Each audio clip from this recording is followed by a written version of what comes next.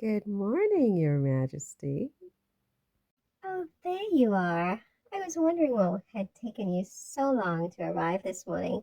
The tea has gotten cold. Oh, I'm so sorry.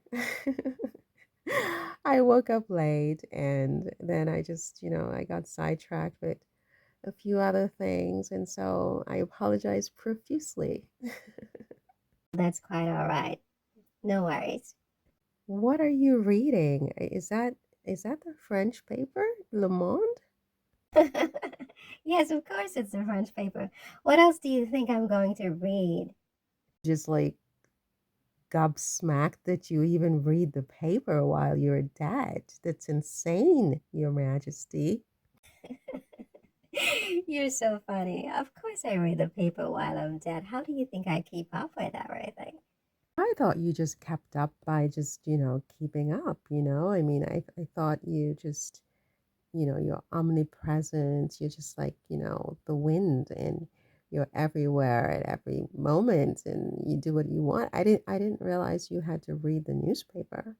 Well, actually, I don't have to read the newspaper, but I like to read the newspaper. So I do read the newspaper, and I especially enjoy reading Le Monde. So very interesting. And so what are you reading right now? Oh, there's just so much going on the earth right now, isn't there? I mean, you have all this stuff in Gaza, and then you have this stuff in Japan, and just I mean, you have this explosion in Marseille overnight, a fire, so many things. I don't know. It's just always something, isn't it? Yes, I know. There's always something, which is why I don't know if I should admit this or not, but I don't really follow the news too closely just because I feel like it's very depressing. There are all these problems all over the world, everywhere, suffering, fighting. Just, I don't know. What do you think about the war in Gaza? Well, that's a very complicated situation, isn't it? These types of things are never simple, And I'm just very saddened that we haven't yet found a way on the earth to resolve our issues in a different way than with war. I know what you mean. And I see that you have this peacock in all of the different photos you've sent me today. Who is this peacock? Oh, he belongs to my friend. His name is Maximus, and he belongs to my best friend, um, who was in his past life a Swedish duke. His name's Axel. We talked about Axel before. This is his peacock named Maximus, and Maximus really thinks that I'm his mother. So he's just always with me all the time. Really? He's absolutely stunning, though. Look at that. I mean, it's just incredible. I love peacocks. I loved peacocks when I was in human form, and I love peacocks now that I'm in my new form. They are just the most magical creatures I think have ever been created. Wow. Well, anyway, Your Majesty, I think we've had quite a bit of small talk. I wanted us to talk today about your mother. Oh my God, must we? What do you mean by that? Well, I mean, my mother is my mother. She's a very complicated woman. I don't know that we have enough time to delve into that. I mean, how much time do we have? I don't know. The usual at least 20 minutes or so. We can, here's the thing. This is only season one of my podcast. I told you that I was putting these tapes on my podcast, and eventually I hope to use them for my book, right? The biography that I'm writing, or that I plan to write someday in the future. So, in fact, it's sort of just the first season, and I think we'll have other seasons, and you can sort of expand more and more on the same topics. In the first season, we sort of touch on the topics, and then maybe in the second season, we delve a little bit deeper into topics. So, for example, today with your mom, you don't have to write a whole treatise on her. You're just giving me sort of just, some basic little tidbits about her, if you will. Yeah, okay. Well, what would you like to know? What was your relationship with her like?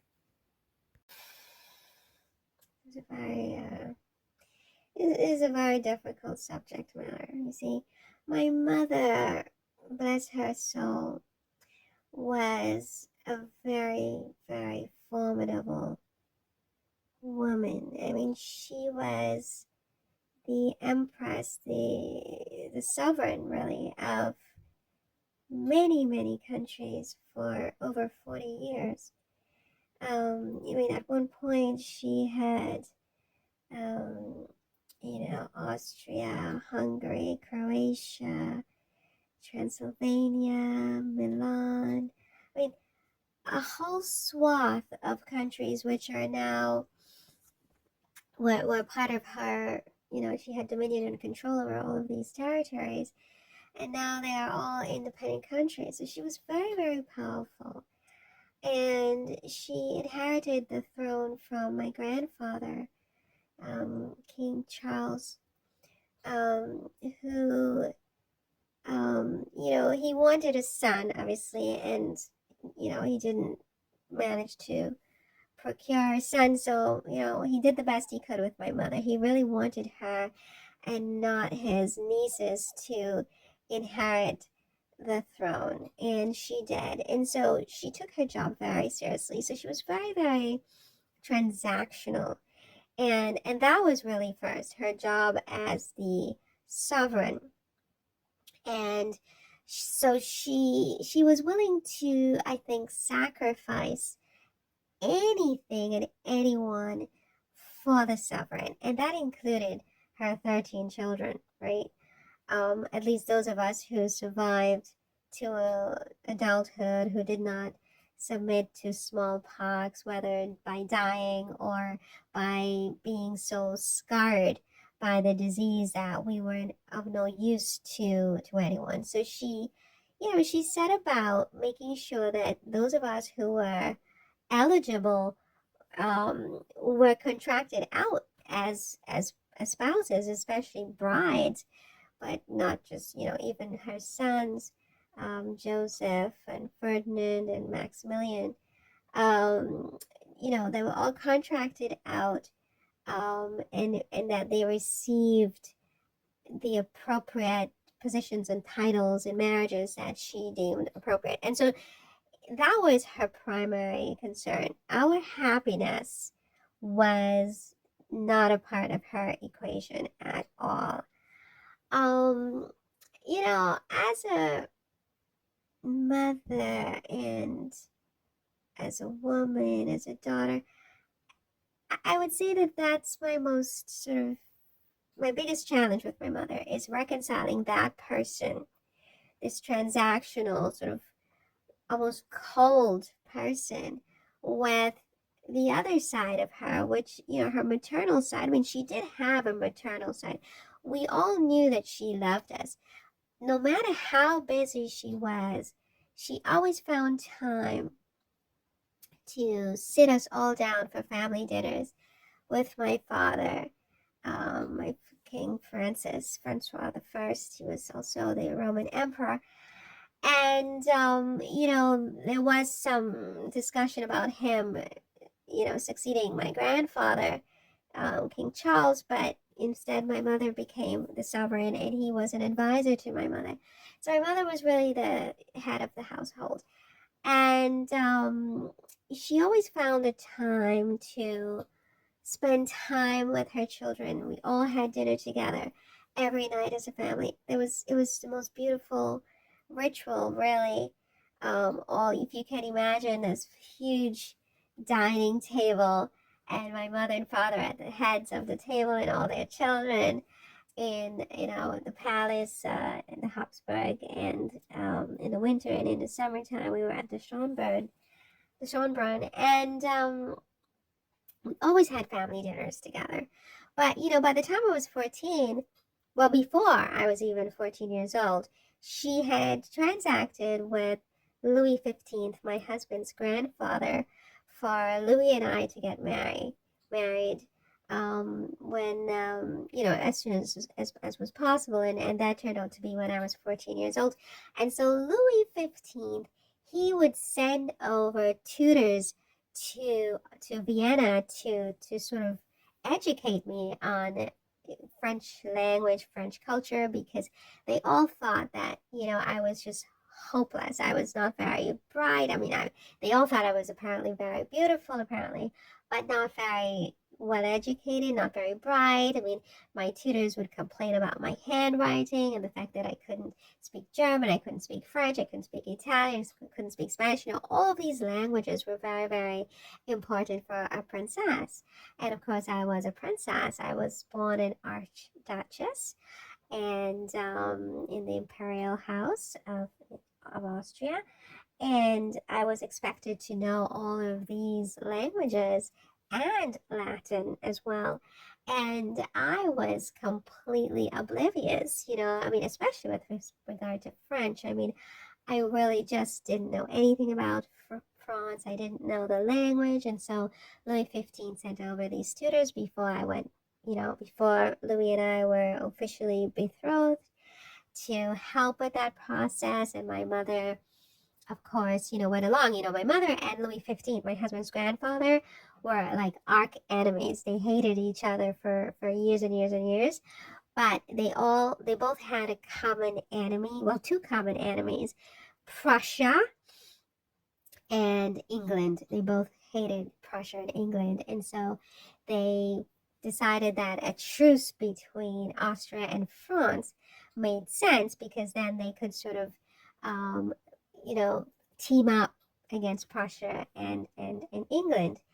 And so my marriage to my husband, Louis Auguste, was supposed to be that sort of peace treaty between my mother and Louis XV, Austria and France, to sort of this détente, um, so that they could team up against the Prussia and England. But the thing is that at no time was my feelings about this consultant, because at that time the feelings of the child were just irrelevant. I mean, and it's okay, because in the end, as I said, I loved my husband and he loved me, and we were attracted to each other from the beginning. And all of this narrative about us having not consummated our marriage, and not having marital relations for 7 years, is just utter nonsense. We had a great, great intimate life together. And my first child was born in my early 20s, like I was about 21 or 22 years old. So, there was nothing wrong with me. But my mother, I felt she could have been more supportive during this period of time, because I was kind of irregular, in terms of my cycle.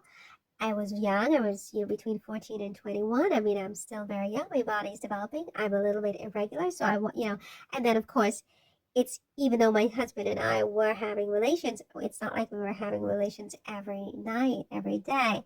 So it did take a while for me to become pregnant. And I just felt like my mother was very, very insensitive about that. I mean, all she cared about was for me to produce an heir immediately, and she didn't care about anything else that was really going on with me and my husband at the time.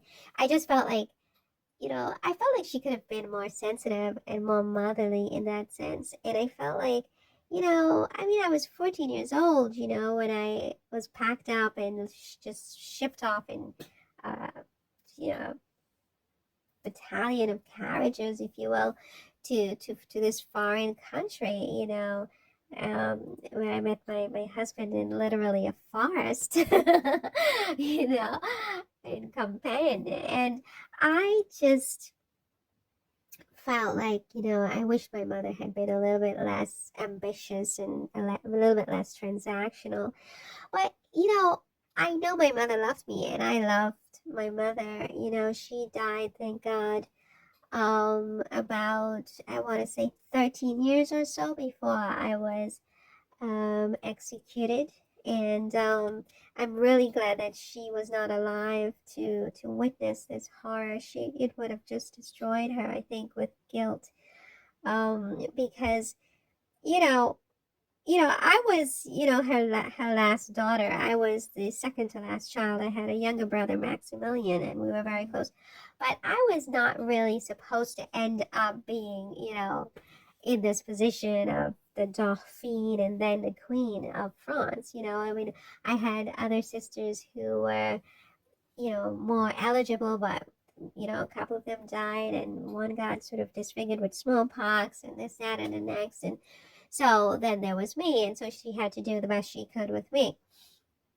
And you know, again, I know my mother loved me very much. It's just that I feel like, were it not for her strong ambitions and maybe her hatred for England and Prussia, I wouldn't even have been in France. I would not have been sort of promised to France, and maybe I would have had a different outcome in my life.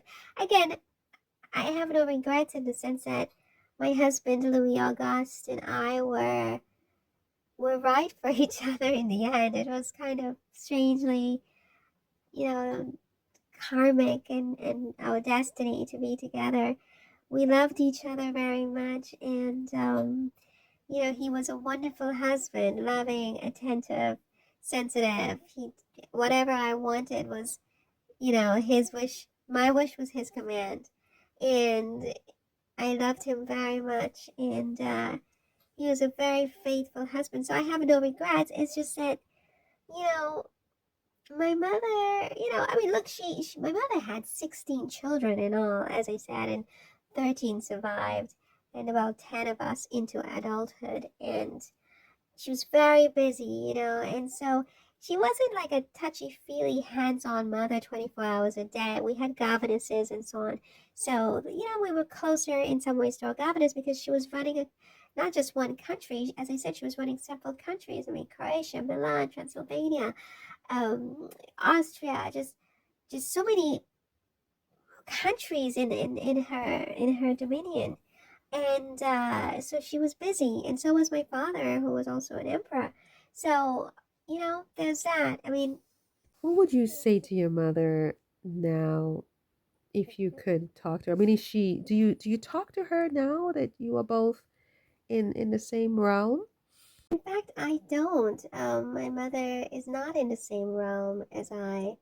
I don't really know where my mother is at this point in time, to be perfectly honest with you. If I could speak to my mother, what would I say to her? I would say, Mama, she called me Madame Antonia. Um, because when I came over to France, I became Marie Antoinette, but I'm really Maria Antonia. And so she called me Madame Antonia. I would say, Mama, I wish that you had done things a little differently, but I love you so much. That's what I would say to my mother.